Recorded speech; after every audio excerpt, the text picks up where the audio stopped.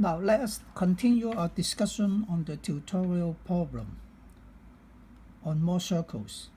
Now for question Q4, the problem 4, now it's given that for a timber element, we know the stress state here, right? And say here for plan A, you got a direct stress, tension stress 30 MPa, and shear 10, and on plan B, right, the direct stress 15, and again the shear will be 10. Now before we go into the detailed discussion, may I remind you the convention for drawing the circles. Now for tensile stress, we take it as positive, right? And for shear stress, with respect to the center, if that gives you a clockwise direction in rotation, that is positive. So that is positive 10 here, because that is counterclockwise direction. So that should be negative. So on this shear stress against the normal stress plot, we have this point, right, for the plan A, positive because tension 30 and clockwise 10. So you locate 30 and 10. So you got the point A here. For the plan B, right, you got, right, again positive 15. So that's 15, and that is negative 10. So you got the point here. So with these 2 points, you can draw the diameter. And what's this? The coordinate for this center, it should be what?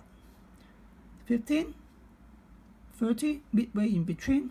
So it should be, right, 22.5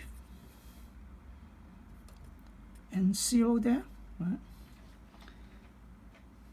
Now you can take out this triangle.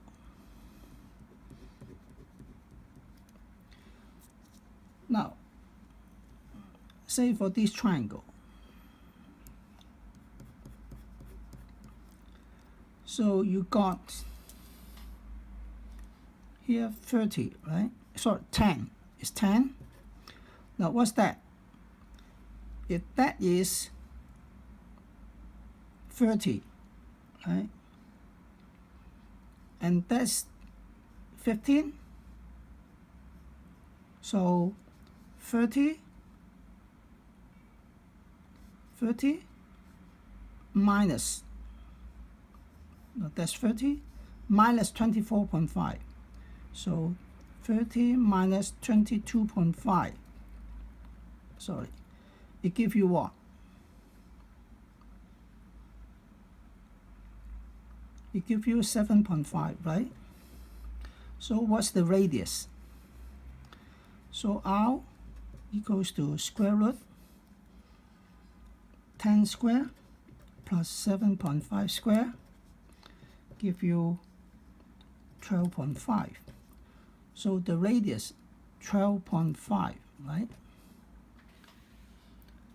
Now, the problem asks you to determine whether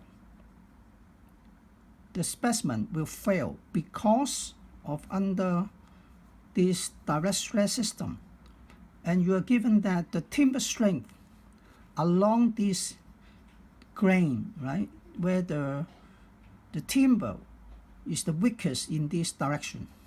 So you have the the grains in parallel. So the maximum tensile shear strength should be less than 18 MPa. If the shear stress exceeds that value, it will fail. So we have to know under this stress state, what's the shear stress here.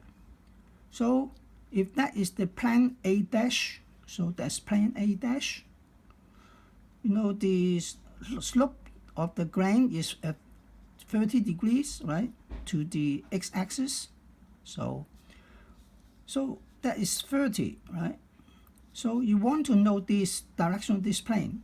So with respect to the original plan A, that's 30, so that's 60. So 60 degrees. Now, you know, the plane A dash here is given by rotating, right, this plane A by 60 degrees, but in clockwise direction. So in other words, you have to rotate, right, from the plane A here in 2 theta clockwise direction. So that gives you what? 2 times 60, so that's 120 degrees. So that's your A dash. Okay, now we have to check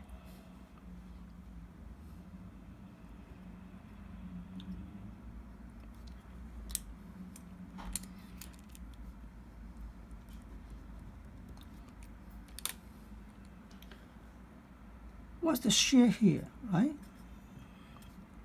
So by drawing the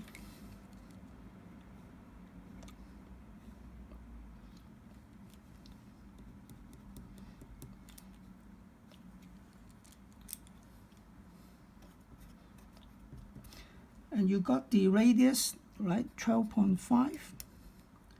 Now, what's the angle here? What's the angle in here? Alpha, right? Alpha. What's the angle alpha? Now, angle alpha is equals to what? That's beta, right? Beta, right? So 120 minus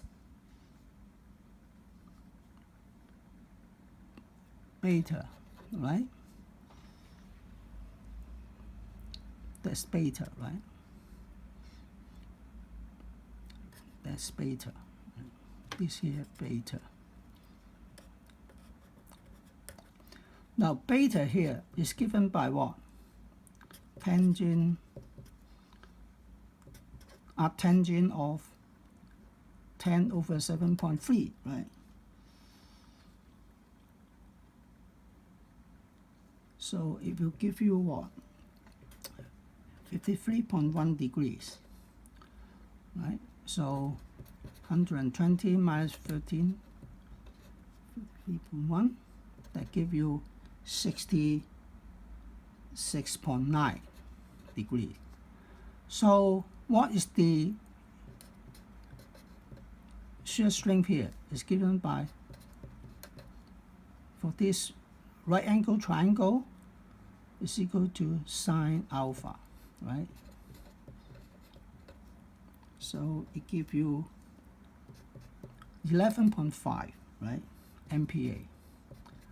Now, because the maximum is, the allowable is 18 MPa, so it's less than 18 MPa. So the timber will not fail by shear. So that's our discussion for question Q4. Thank you.